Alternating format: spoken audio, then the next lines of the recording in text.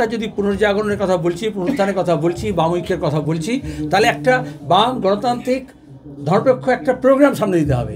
মানুষ যাতে ঐক্য থাকে, বেকার যাতে কাজ পায়, স্বাস্থ্য ঠিক হয়, শিক্ষা ঠিক হয়, দুর্নীতি বন্ধ হয়, মেয়েদের নির্যাতন বন্ধ হয়, লুট বন্ধ হয়, এবং সেটা একমাত্র বামপন্থীরা পজিটিভ একটা স্লোগান দিতে পারে।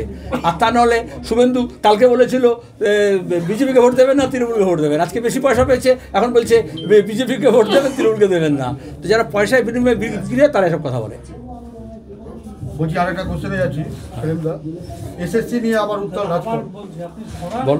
এসএসসি নিয়ে আবার উত্তাল রাজপথ, আবার রাজপথ।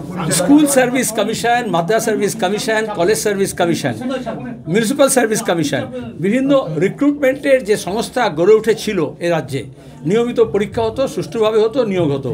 সেখানে যখন দুর্নীতিগ্রস্তদের হাতে পড়েছে, যদি টাকা কামানো, চাকরি বিক্রি করে যদি রাস্তা হয়, সেটা পুরো নির্বাচন নিয়োগ হতে পারে, এটা পুলিশে নিয়োগ হতে পারে, সেটা শিক্ষক নিয়োগ হতে পারে, ভয়াবহ আকার ধারণ করেছে।